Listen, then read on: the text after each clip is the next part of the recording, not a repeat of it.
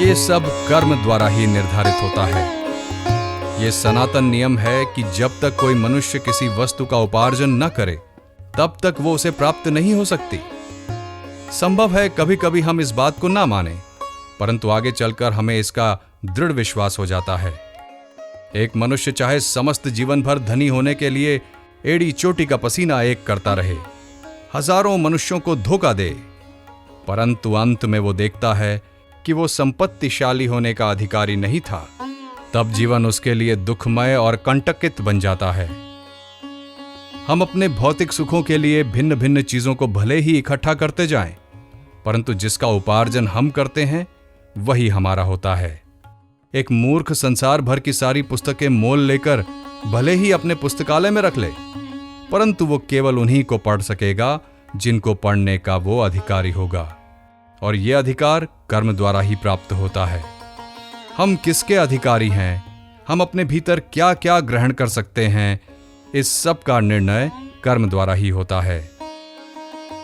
अपनी वर्तमान अवस्था के जिम्मेदार हम ही हैं, और जो कुछ हम होना चाहें उसकी शक्ति भी हम ही में है।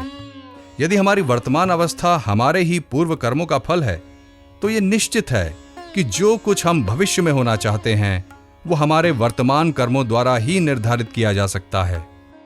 अतएव यह जान लेना आवश्यक है कि कर्म किस प्रकार किए जाएं। संभव है तुम कहो, कर्म करने की शैली जानने से क्या लाभ?